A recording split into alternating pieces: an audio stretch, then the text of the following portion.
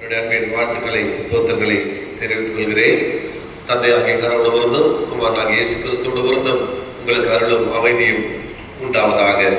சிறப்பாக இந்த நாளிலே உங்கள் மத்தியிலே இருப்பதிலே நான் மகிழ்கின்றேன். ஆண்டவருக்கு நன்றி செலுத்துகின்றேன். கடந்த 2 நாட்களாக நாங்கள் ஊழியர்களாக வெளியிலே சென்றிருந்தோம். ஒரு சுற்றுலாவுக்காக சென்றிருந்தோம். இன்றைக்கு காலை 2:30 மணிக்கு தான் நாங்கள் அதிகாலையிலே வீடு திரும்பியிருந்தோம்.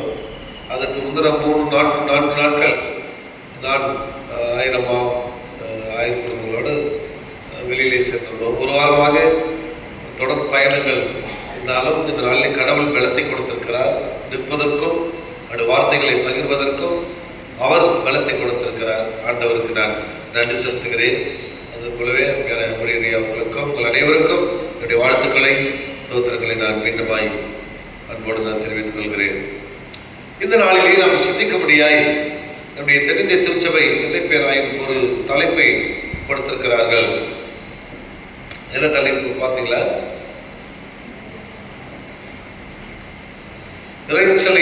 இறைச்சல் நிறைந்த உலகில் இறைவனை உணர்வது.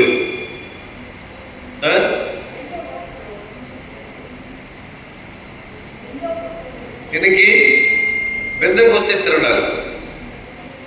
இந்த நாளிலே நமக்கு கொடுக்கப்பட்டிருக்கிற தலைப்பு என்ன என்று சொன்னால், இறைச்சல் நிறைந்த உலகிலே இறைவனை உணர்வது என்கின்ற தலைப்பை நாம் பெற்றுக்கொண்டோம். பெந்தெகோஸ்தே திருநாள் என்று சொன்னால் தூய ஆவியானவர் திருச்சபையின் மீது அருளப்பட்ட திருநாள். தூய ஆவியானவர் தொடக்க கால திருச்சபைகளிலே முதலாக விசுவாசிகள் மத்தியிலே அருளப்பட்ட திருநாளாக இந்த பெந்தெகோஸ்தே திருநாள் கருதப்படுகிறது. பெந்தெகோஸ்தே என்ற சொல்லுக்கு 50வது பென்டா என்றால் 50 என்று பொருள். 50வது நாளிலே நடைபெற்ற நிகழ்வு. இயேசு கிறிஸ்து உயிர்த்தெழுந்து பரமேறிய பிறகு 50வது நாளிலே நடைபெறுகின்ற நிகழ்வுக்கு பெயர் தான் இந்த பெந்தெகோஸ்தே திருநாள். 50வது நாளிலே நடைபெற்ற நாளை பெண்டகோஸ்ட் என்கின்ற பெயர் இந்த நிகழ்ச்சிக்கு கொடுக்கப்படுகிறது என்பதை நம்ம திருமறையிலே வாசிக்கின்றோம். தலைப்பு சொல்லுகிறது, இறைச்சல் நிறைந்த உலகிலே இறைவனை உணர்வது. இறைச்சல் நிறைந்த உலகம்னா என்ன?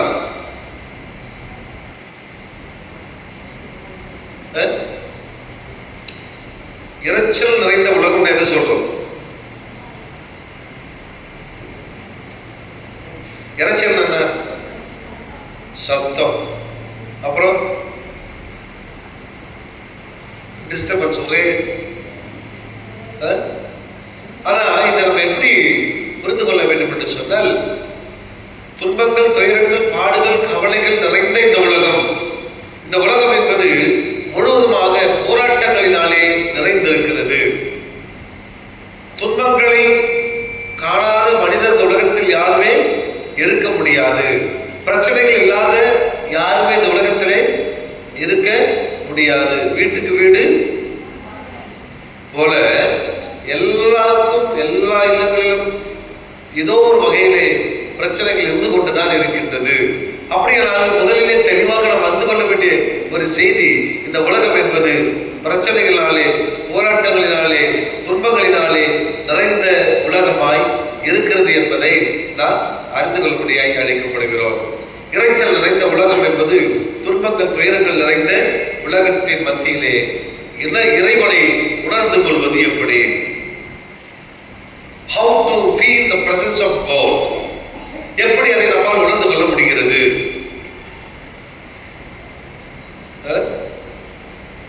வள்ளுவர் சொல்வார், என்ன சொல்றார் திருக்குறள்? யாருக்கா தெரியுமா? இடுக்கண் ஒருக நகுக. அது பாடலில் சொல்லும். துன்பம் வரும் வேளையிலே தெரியாதா? சிரிங்க. அதான் சொல்ல வள்ளுவர் சொல்லும் போது இடுக்கண் ஒருக நகுக அப்படின்னா, துன்பம் வருகின்ற போது நான் சிரிக்க வேண்டும் அப்படின்னு சொல்ற ஒரு திருக்குறள் திருவள்ளுவர் சொல்றார். அப்போ துன்பம் என்பது எல்லாருக்கும் பொதுவாக இருக்கின்றது. துயரம் என்பது அனைவருக்கும் பொதுவானதாக இருப்பதனாலே அப்பேற்பட்ட நேரத்திலே கடவுளை தேட முடியுமா? முடியுமா? தேடலாமா? நமக்கு இழப்புகள், கவலைகள், கண்ணீர்கள், போராட்டங்கள், சுகவீனங்கள் இவைகள் மத்தியிலே கடவுளை நாம் உணர்ந்து கொள்கிறோமா என்பதுதான் ஒரு பெரிய கேள்வி. சந்தோஷமா இருக்கிறோம், ஆசீர்வாதம் வருது, அப்ப நான் சொல்றோம் சாமி எனக்கு இது கொடுக்குறாரு, என்னை ஆசீர்வதிக்கிறாரு, என் ஜபத்தை கேட்கிறாரு, அப்படி எல்லாம் சொல்லி ஆண்டவருக்கு நன்றி செலுத்துறோம். ஆனால் துன்பங்கள், துயரங்கள், இழப்புகள், சுகவீனங்கள், பலவீனங்கள் வருகின்ற பொழுது கடவுளை உணர்ந்து கொள்கின்றவர்களாய் நாம் வாழுகிறோமா என்பது ஒரு பெரிய கேள்வியாக அல்லது விடையற்ற வினாவாக அது இருக்கிறது, பதிலற்ற கேள்வியாக அது இருக்கிறது என்பதுதான் நிதர்சனமான உண்மையாக இருக்கிறது. அப்படியானால் நான் ரொம்ப சுருக்கமா இதை சொல்லி முடிக்க போறேன். இந்த கடவுளின் இருப்பு நிலையை இருக்கிறார் என்பதை எப்படி இந்த துயரத்தின் மத்தியிலே நம்மால் உணர்ந்து கொள்ள முடியும்? முதலில் வாசிக்கப்பட்ட திருமறை பகுதி 1 அரசர்கள் 19ஆம் அதிகாரம் 11ஆம் வசனம் முதல் 18ஆம் வசனம் வரைக்கும் நாம் வாசிக்க கேட்டோம். அங்கே கடவுளின் தாசனாகிய எலியா கடவுளின் வார்த்தையின்படி நடந்து கடவுளுக்கு பிரியமானதை செய்து அவர்களுக்கு பிள்ளையாய் அந்த ஊழியத்தை செய்து கொண்டு வந்தவர் இப்பொழுது அவருடைய மனநிலை ஒரு நிலைமைக்கு தள்ளப்படுகிறது. என்ன நிலைமைன்னா, நான் உயிரோடு இருக்கிறதை பார்க்கலாம், சாகிறது மேலு அப்படின்னு சொல்லி ஒரு நினைப்பு அவர் மனசுல வந்துருது. 11ஆவது வசனத்தை வாசிக்க யாராவது?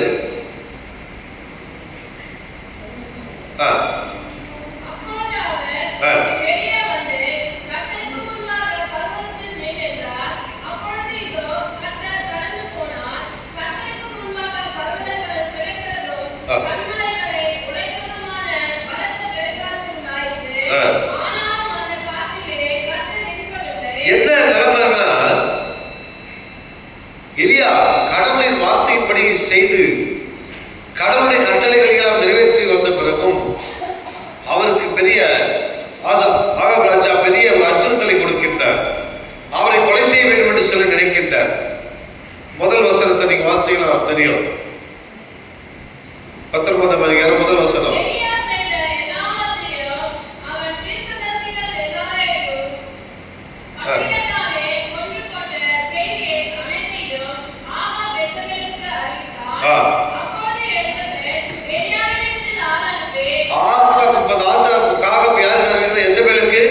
அறிவிக்கிறார். இப்ப என்ன அங்க நடக்குதுன்னா, எசபேல் ஆள் அனுப்பி எலியாவை சாகடிச்சோம்னு சொல்லி இங்க தீர்மானம் பண்றாங்க. அங்கிருந்து தப்பி பிழைப்பதற்காக ஓடி வனாந்தரமான ஒரு பகுதியில போயிட்டு ஒரு சூறை செடியின் கீழே அமர்ந்து கொண்டு படுத்துக்கொண்டு அவர் சொல்றாரு, மன உளைச்சலினாலே கடவுளுக்காக நான் வேலை செஞ்சேன், கடவுளுடைய திருப்பணி நிறைவேற்றினேன், அவர் என்ன சொன்னார் அதை அப்படியே செஞ்சேன், எனக்கு போய் இந்த நிலைமையா, என்னை சாகடிப்பதுக்கு எசபேல் ஆகாப் மூலமா செய்தியை கேள்விப்பட்டு எனக்கு சாகடிக்கிறதுக்கு ஆள் அனுப்புறாரு, நான் எப்படி உயிரோடு இருக்கிறது? அங்கிருந்து தப்பி பிழைத்து ஓடுகின்றதை நாம் பார்க்கின்றோம். ஒரு சூறை செடியிலே அடியிலே போய் படுத்துக் கொள்கிறார். கர்த்தருடைய வார்த்தை அவருக்கு உண்டாகிறது, எழுந்து சாப்பிடு, நீ போக வேண்டிய தூரம் இன்னும் அதிகமாக இருக்கிறது என்று சொல்லி அப்படி சொல்லுங்க, நீ ஊரின் கண்மலையின் மீது கண்மலை கண்டி போ என்று கடவுளின் வார்த்தை வருகிறது. அவர் அந்த சூரிய செட்டு கீழே படுத்துக்கிட்டு சொல்றது, நான் உயிரோடு இருக்கிறதை பார்க்கிறோம், சாகிறதே நலமாக இருக்கும் என்று சொல்லுகிறார்.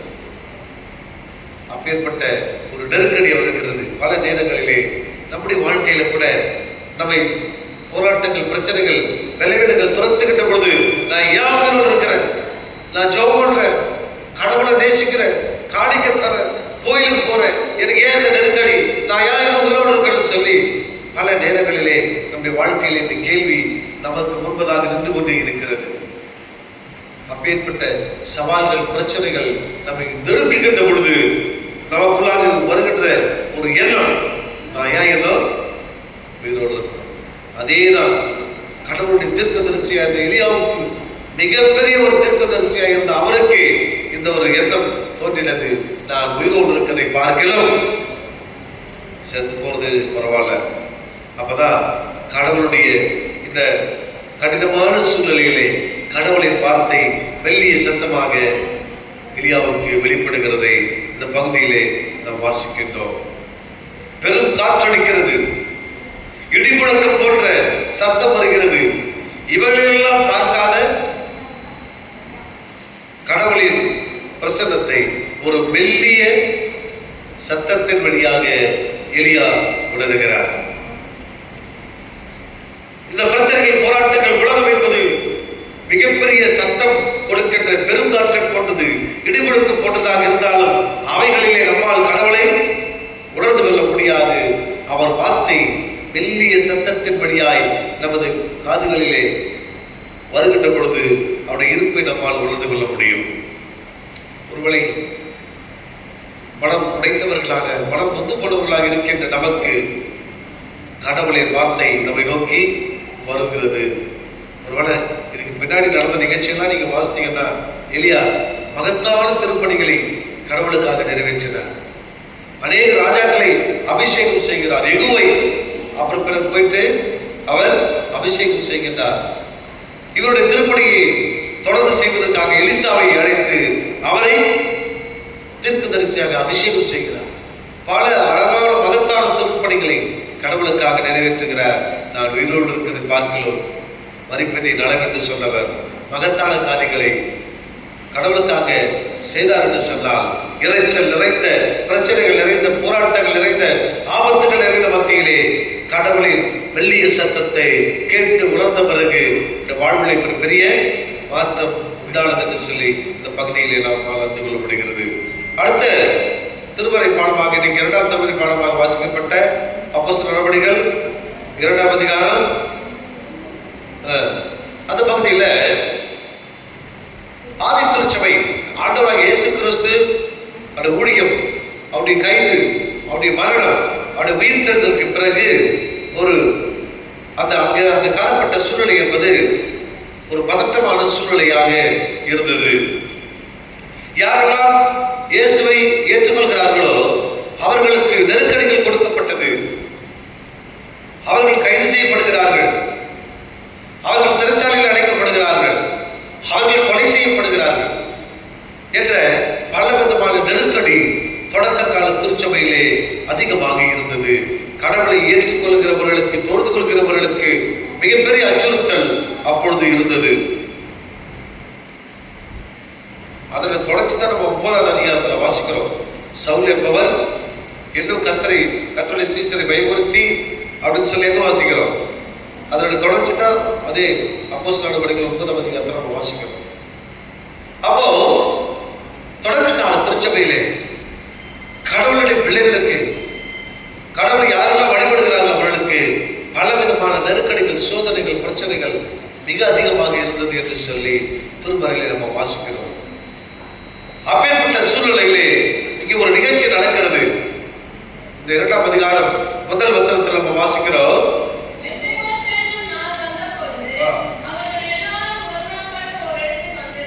அவர்கள் எல்லாரும் ஒருவனப்பட்டு ஓரிடத்திலே வந்திருந்தார்கள். இது ரொம்ப ரொம்ப முக்கியமான விஷயம். இங்கேதான் தூய ஆவியானவர் திருச்சபை மீது அருளப்படுகிறார், ஊற்றப்படுகிறார், வெளிப்படுத்தப்படுகிறார். அவர்கள் எல்லாரும் ஒருவனப்பட்டவர்களாய் கூடி வந்தார்கள். ஒருவனப்பாடு என்பது திருச்சபையில ரொம்ப ரொம்ப முக்கியமான விஷயம். ஒருவனப்பாடு தான் இன்னைக்கு குறைவா இருக்கு. கடவுளின் இருப்பு நிலையை எங்கே நம்மால் உணர்ந்து கொள்ள முடியும்? எங்கே ஒருவனப்பாடு இருக்கிறதோ அங்கே கடவுள் இருக்கிறார் என்பதை நம்மால் நிச்சயமாக உணர்ந்து கொள்ள முடியும். இங்கே நான் ஏற்கனவே சொன்ன மாதிரி பல நெருக்கடிகளும் பல அச்சுறுத்தல்களும் ஆதிக்கால தொடக்க கால திருச்சபையிலே இருந்தவர்களுக்கு அழுத்தமும் இருந்ததினாலே அவர்கள் சிதறி ஓடி போகவில்லை, கலைந்து போகவில்லை. ஐயோ என்னாகிவிடுமோ என்று சொல்லி அவர்கள் கடவுளை விட்டு தூர ஓடி போய் விடவில்லை. மாறாக அவர்கள் எல்லாரும் ஒருவனப்பட்டு ஓரிடத்தில் கூடி வருகிறார்கள். எப்பேற்பட்ட சூழ்நிலையில இரைச்சல் நிறைந்த சூழ்நிலையிலே இறைவனை தேடி வருகிற தொடக்க கால திருச்சபையினரை நாம் பார்க்கிறோம். இன்னைக்கு பிரச்சனைகள் வருகிற போது நாம் என்ன பண்ணோம்? ஏன் கோயிலுக்கு வரல, ஏன் சர்ச்சுக்கு வரல அப்படின்னு கேட்டால் நம்ம சொல்றோம். நிறைய பேர் என்ன சொல்றாங்க?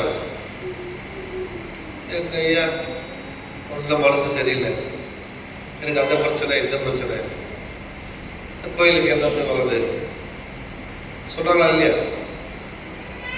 ஆனா இங்க இந்த பகுதியில் நம்ம வாசிக்கிறோம், எவ்வளவு அழுத்தமும் நெருக்கடியும் அந்த திருச்சபை மக்களுக்கு, அந்த தொடக்க கால இறை மக்களுக்கு இருந்தாலும் அதை பற்றி பயப்படாமல் கலங்காமல் கடவுளை முன்னிறுத்தினவர்களாக கடவுளை தொழுது கொள்ள வேண்டும் என்பதற்காக அனைவரும் கூடி வந்தார்கள் என்று சொல்லி நாம் வாசிக்கின்றோம்.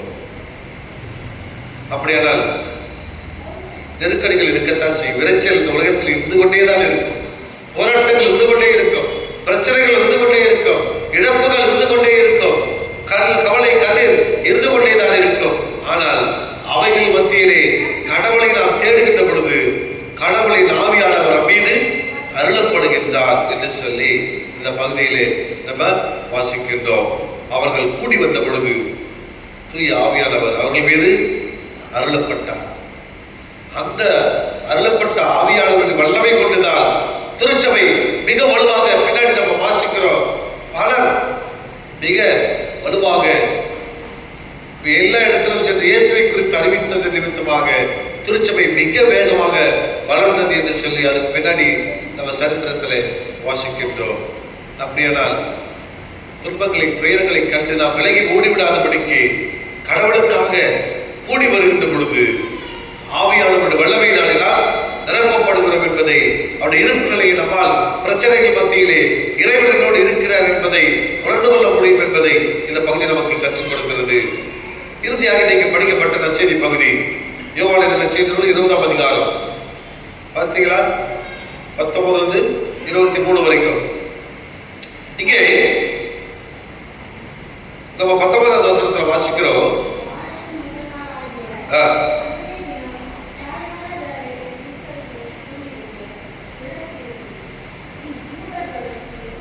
சீஷர்கள் கூடியிருந்த இடத்தில் கதவுகள் பூட்டப்பட்டிருக்க இயேசுதாமே அவர்கள் நடுவே வந்து உங்களுக்கு சமாதானம் என்றார்.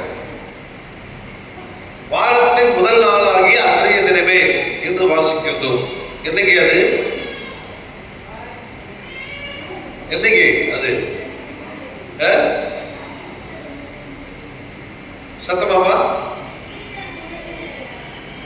On the day of Easter, அன்றைய தினமே. முதல் வசனத்தை வாசிங்க, 20ஆம் அதிகாரம். வாரத்தின் முதல் நாள் காலையில் என்று வாசிக்கிறோம். மகதலேனா மரியாளும் மற்ற மரியாளும் கல்லறைக்கு போய் கதவுகள் உடைக்கப்பட்டிருக்க, திறந்திருக்க, கல்லறை திறந்திருக்க இயேசுவை காணும் என்று சொல்லி பிறகு அவர்கள் உயிர்த்தெழுந்த அந்த செய்தி அவளுக்கு அறிவிக்கப்படுகிறது. அன்றைய தினமே, அதுதான் இங்கே வாசிக்கிறோம் 19ஆவது வசனத்துல. வாரத்தின் முதல் நாளாகிய அன்றைய தினமே. என்ற தினம்? இயேசு கிறிஸ்து உயிரோடு எழுந்த அன்றைய தினமே கதவுகள் பூட்டப்பட்டிருக்க சீடர்கள் கூடியிருந்த இடத்திலே இயேசு அவர்கள் மத்தியில் போய் நிற்கிறார். ஏன் கதவு பூட்டியிருந்தது? பயம். ஏசா அவ்வளோ ஆற்றல் இருந்தவர், அவ்வளோ சக்தி, இது அற்புத அடையாளம்லாம் நல்லா செஞ்சாரு. கடைசியில் அவருக்கே அந்த நிலை பண்ணா அவர் கூட அந்த நமக்கெல்லாம்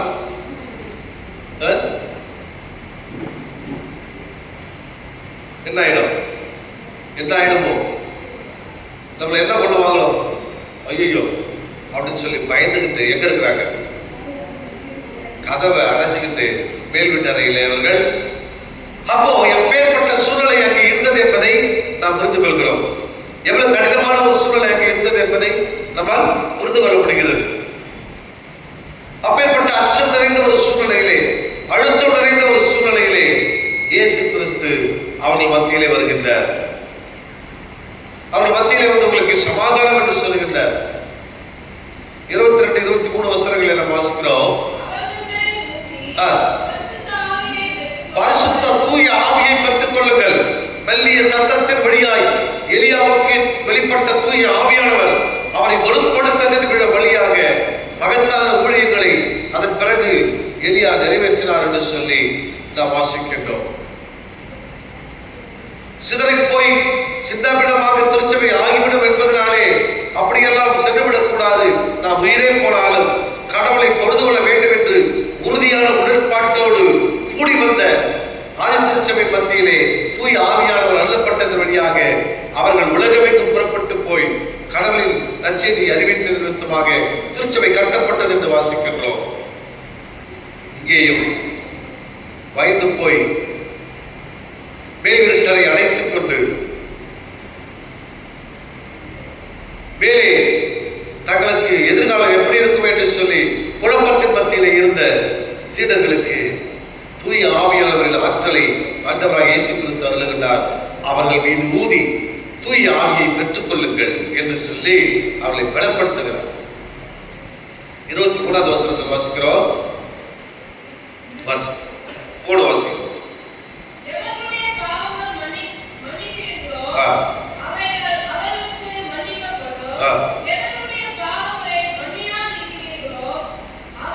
ஒரு பெரிய ஆற்றலை தூய ஆவியின் வழியாக ஆண்டவராக இயேசு கிறிஸ்து சீடர்களுக்கு அருளுகின்றார். அதுக்கப்புறம் நீங்க வரலாற்றிலே வாசித்தீர்கள் என்று சொன்னால் எந்த சீடர்கள் பயந்து போய் இந்த இரைச்சல் நிறைந்த உலகத்திற்கு பயந்து கதவை அடைத்துக் கொண்டிருந்தார்களோ அவர்கள் பூட்டப்பட்டிருந்த உள்ள கதவுகள் உடைக்கப்பட்டது, பயம் அகற்றப்பட்டது. எந்த சீடர்கள் பயந்து போயிருந்தார்களோ துணிவோடு வந்து எல்லா இடத்திலும் இயேசுவை குறித்து பிரசங்கிக்கிறார்கள். 4வது 5வது அதிகாரங்களிலே அப்போஸ்தலர் நடவடிக்கைகளை நீங்கள் வாசிப்பீர்கள் என்று சொன்னால் பேதுருவை யோவானும் அழைத்து இயேசுவை குறித்து பேசக்கூடாது என்று சொல்லி அதிகாரிகள் மிரட்டுகிறார்கள், கட்டளையிடுகிறார்கள். தைரியமாய் எந்த பேதுரு ஒரு சாதாரண வேலைக்காரிக்கு பயந்து அவர் நான் அறியேன் அவர்களுக்கு தெரியாது என்று சொன்னாலும் அந்த பேதுரு மிக தைரியமாக அதிகாரிகள் கொண்டதாக நின்று சொல்லுகிறார், நீங்கள் சொல்வதை எங்களால் கேட்க முடியாது, இயேசு கிறிஸ்துவை குறித்து அறிவிக்காமல் இருக்க எங்களால் கூடாது என்று சொல்லுகின்றார். அப்பேற்பட்ட துணிவை தூய ஆவியின் வழியாக ஆண்டவராக இயேசு கிறிஸ்து சீடர்களுக்கு அருளுகின்றார். அப்படியானால் அன்புக்குரியவர்களே, மறித்து போய்விடலாம் என்று இருந்த எலியாவுக்கு தூய ஆவியினுடைய ஆற்றல் அவருடைய இருப்பு நிலை உணர்ந்து கொண்ட பிறகு ஒரு பெரிய மாற்றத்தின் தீர்க்கதரிசியாக அவர் உருவாகினார் என்று சொல்லி வாசிக்கிறோம். கூடி வரவே முடியாது என்று சொல்லி சவால்கள் இருந்தாலும் பரவாயில்லை, கூடி வந்தாலும் கடவுளுக்காக உயிரை கொடுத்தாலும் நாங்கள் ஆயத்தமாக இருக்கிறோம் என்று சொல்லி கூடி வந்த தொடக்க கால திருச்சபையினருக்கு தூய ஆவியின் ஆற்றல் கிடைத்த பிறகு அவர்கள் வல்லமையான ஊழியங்களை எல்லா இடத்திலும் நிறைவேற்றினார்கள். பயந்து போய் எதிர்கால நம்பிக்கையற்றவர்களாக மேல் வீட்டறையிலே பூட்டி கிடந்த சீடர்களுக்கு தூய ஆவியின் ஆற்றல் அருள் கிடைக்கப்பட்ட பிறகு அதே சீடர்கள் உலகமெங்கும் புறப்பட்டு போய் கடவுளின் நன்மை அறிவித்து பல இன்றைக்கும் திருச்சபைகள் கட்டப்படுவதற்கு அவர்கள் காரணமாக இருந்தார்கள். அப்படியானால் எல்லாருக்கும் பிரச்சனைகள் இருந்து கொண்டே இருக்கும். இரைச்சல் என்பது இந்த உலகத்திலே இருந்து கொண்டேதான் இருக்கும். அவைகள் மத்தியிலே எலியாவை போல நாம் துணிவோடு கடவுளுக்காக செயல்படுவோம். தொடக்க கால திருச்சபை மக்களைப் போல நம் உயிரை துச்சமென நினைத்து ஆண்டவருக்காக நாம் வழிபாடுகளை நடத்துவோம். பயத்தின் மத்தியிலே ஆனால் பின்பற்றப்படையாதபடிக்கு சீடர்களைப் போல தூய ஆவியின் வரத்தை பெற்றவர்களாக கடவுளை நம்பி இந்த உலகம் முழுவதும் அறிவிப்போம். இறைச்சல் இருந்து கொண்டே இருக்கட்டும், அது ஒரு உரம் இருக்கட்டும், இறைவன் நம்மோடு இருக்கிறார் என்பதை நாம் முதலிலே உணர்ந்து கொள்ளுவோம். அந்த உணர்வை இந்த உலகத்தில் இருக்கிற மற்றவர்களுக்கும் கடத்துவதற்காக நம்மை நாம் அர்ப்பணிப்போம். கடவுள் நம்மை நிறைவாய் ஆசீர்வதித்து நடத்துவாராக. ஆமென். இந்த நாளில்